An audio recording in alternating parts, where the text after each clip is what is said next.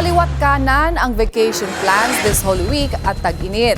Bagamat healing time ito, may paalala ang Health Department sa sakit na pwedeng makuha ngayong season. Yan ang Agenda Weekend Report ni Pierre Pastor. Tag-init na. Idineklara na ng Pag-asa na tapos na ang amihan season and it is officially summer.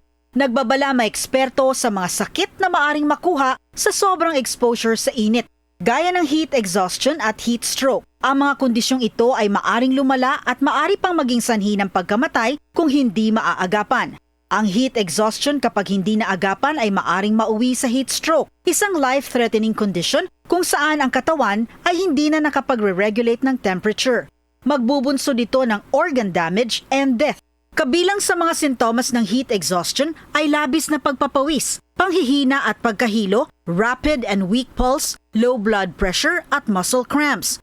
Payo ng mga eksperto, huwag nang hintayin ang mga severe symptoms. Agad na ilipat ang pasyente sa shaded area at mahanging lugar. Mag-rehydrate ng tubig at mga inuming may electrolytes.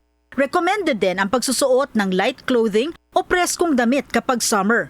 Pero kung ang pasyente ay nakararanas na ng confusion o nahimatay, urgent medical attention na ang kailangan. Dalhin na ang pasyente sa pinakamalapit na ospital. Samantala naka-code white alert ang Department of Health ngayong Holy Week na magsisimula sa Lunes, March 30 at magtatapos sa April 6, isang araw matapos ang Easter.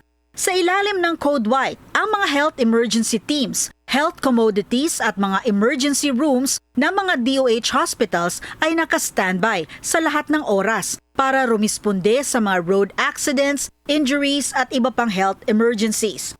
Bukod sa DOH, naka-alerto din ang mga transport station at ilang ahensya ng gobyerno para sa mga biyahero ngayong Holy Week. Kasama dito ang Philippine Ports Authority at MMDA. Para sa Agenda Weekend, Pierre Pastor, Billionaire News Channel.